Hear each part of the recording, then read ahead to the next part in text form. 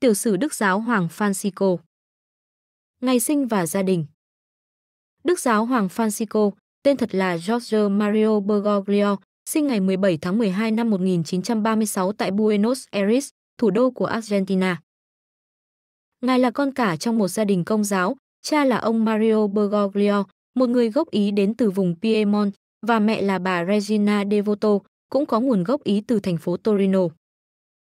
Gia đình ngài đã di cư đến Argentina vào những năm đầu thế kỷ 20, nơi ông Mario làm việc như một công nhân và bà Regina làm nội trợ. Dù không giàu có, gia đình Bergoglio sống trong một môi trường đậm đà tình yêu thương, sự kính trọng đối với Thiên Chúa và giá trị gia đình.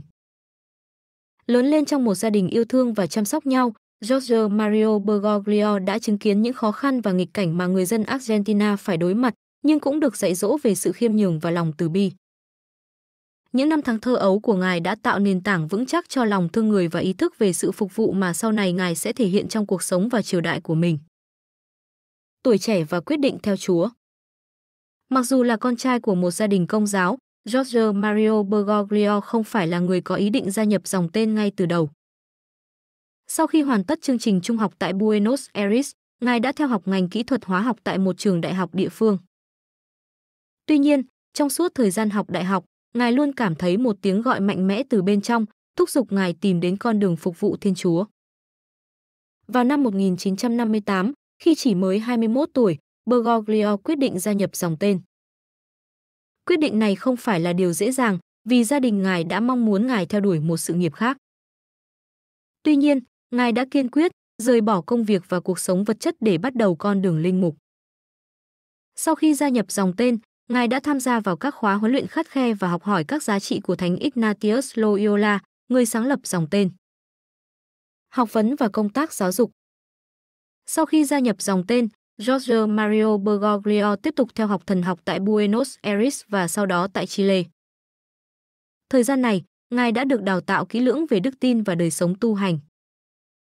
Ngoài ra, ngài còn học về triết học và các môn học xã hội, giúp ngài phát triển một cái nhìn sâu sắc về thế giới, con người và giáo hội.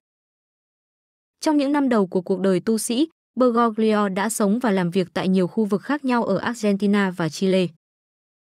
Ngài đã học hỏi về sự nghèo khó và hy sinh khi tiếp xúc với những người dân nghèo trong các khu ổ chuột và vùng sâu, vùng xa.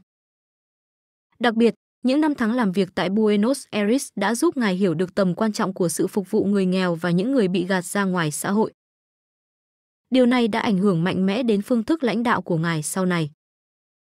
Được thụ phong linh mục và phục vụ giáo hội. Năm 1969, Jorge Mario Bergoglio được thụ phong linh mục. Sau khi hoàn tất các khóa học thần học, ngài trở thành một linh mục của dòng tên và bắt đầu công việc phục vụ cộng đồng. Ngài cũng bắt đầu giảng dạy thần học tại các trường đại học Công giáo và trở thành một giảng viên được yêu mến vì phong cách giảng dạy khiêm nhường và dễ hiểu. Sự nghiệp của ngài tiếp tục phát triển khi ngài được bổ nhiệm làm giám mục vào năm 1992. Tuy nhiên, việc lên chức giám mục không làm thay đổi bản chất con người ngài. Ngài vẫn giữ phong cách giản dị, gần gũi và đặc biệt chú trọng đến việc hỗ trợ cộng đồng nghèo khổ, đồng thời tạo ra những chương trình giúp đỡ người thất nghiệp và người vô gia cư. Chức Tổng giám mục Buenos Aires và Hồng Y. Năm 1998, Bergoglio được bổ nhiệm làm Tổng giám mục của Buenos Aires, một trong những vị trí cao nhất trong giáo hội Công giáo ở Argentina. Trong vai trò này, ngài đã làm việc không mệt mỏi để cải cách giáo hội tại Argentina, tập trung vào việc xây dựng mối quan hệ chặt chẽ với cộng đồng dân cư và các tổ chức xã hội. Không lâu sau đó, vào năm 2001, ngài được Đức Giáo Hoàng Gioan Phaolô II bổ nhiệm làm Hồng Y, là Hồng Y. Bergoglio vẫn tiếp tục công việc của mình tại Buenos Aires, nhưng ngài cũng bắt đầu có những ảnh hưởng lớn hơn trong giáo hội toàn cầu. Ngài tham gia vào các hội nghị quan trọng của giáo hội và trở thành một trong những nhân vật có tiếng nói lớn về các vấn đề như công bằng xã hội, quyền lợi của người nghèo và việc bảo vệ môi trường. Chọn tên giáo hoàng và ảnh hưởng toàn cầu.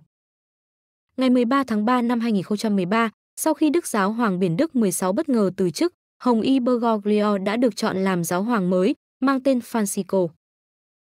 Ngài là người đầu tiên đến từ châu Mỹ Latin và là người đầu tiên mang tên Francisco, một cái tên có ý nghĩa sâu sắc.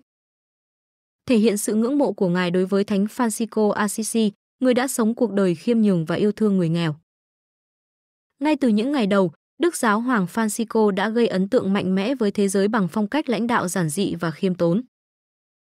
Ngài từ chối sống trong những căn phòng xa hoa của Vatican và chọn ở trong một khu nhà dành cho các linh mục. Ngài cũng từ chối dùng xe ô tô của giáo hoàng và thường xuyên đi xe buýt, điều này đã thể hiện sự gần gũi và tình yêu thương của Ngài đối với người dân. Thông điệp của Đức Giáo Hoàng Francisco rất rõ ràng, yêu thương, phục vụ và bảo vệ những người nghèo khổ. Ngài đã nhiều lần lên tiếng bảo vệ quyền lợi của người di cư, người tị nạn và đặc biệt là các nhóm thiệt thòi trong xã hội. Ngài cũng mạnh mẽ kêu gọi toàn thế giới chung tay bảo vệ môi trường trong thông điệp Laudato Si, kêu gọi hành động đối phó với biến đổi khí hậu. Lời kết. Cuộc đời và triều đại của Đức Giáo Hoàng Francisco là một minh chứng sống động cho sự phục vụ, khiêm nhường và lòng yêu thương. Từ một cậu bé sinh ra trong một gia đình nghèo ở Buenos Aires, Ngài đã phát triển thành một người lãnh đạo tinh thần lớn, không chỉ của giáo hội Công giáo mà còn của toàn thể nhân loại. Di sản của Ngài sẽ luôn gắn liền với những thông điệp về tình yêu thương, hòa bình và công bằng xã hội. Hôm nay, khi chúng ta nhớ đến Đức Giáo Hoàng Francisco, chúng ta không chỉ nhìn lại những đóng góp to lớn của Ngài đối với giáo hội và thế giới mà còn cảm nhận sâu sắc những giá trị Ngài đã truyền lại cho chúng ta. Đức Giáo Hoàng Francisco đã rời xa chúng ta, nhưng những lời dạy của Ngài sẽ mãi trường tồn và tiếp tục hướng dẫn chúng ta trên con đường đức tin và yêu thương. Xin chúng ta cùng nhau cầu nguyện cho Đức Giáo Hoàng Francisco, cầu xin Thiên Chúa ban cho linh hồn Ngài sự an nghỉ vĩnh hằng trong tình yêu của Ngài. Nguyện xin Chúa đón nhận Ngài vào thiên đàng, nơi Ngài sẽ tiếp tục sống trong ánh sáng vĩnh cửu của Thiên Chúa. Cũng xin chúng ta cầu nguyện cho giáo hội và những người tiếp nối sứ vụ của Ngài, để tất cả chúng ta tiếp tục làm chứng cho tình yêu thương và sự phục vụ, như gương sáng mà Đức Giáo Hoàng Francisco đã để lại. Nếu bạn cảm thấy bài viết này có ý nghĩa, xin hãy dành một ít phút để cầu nguyện cho Đức Giáo Hoàng Francisco và tất cả những ai đã mất trong cộng đồng Công giáo. Cầu xin Thiên Chúa ban bình an cho linh hồn Ngài và cho tất cả chúng ta có thể sống theo những giá trị Ngài đã truyền dạy. Thánh Lễ TV trân trọng cảm ơn quý vị đã quan tâm theo dõi và đăng ký kênh. Kính chúc quý vị luôn được mạnh khỏe, bình an trong Chúa và Mẹ. Xin chào và hẹn gặp lại quý vị trong các video tiếp theo.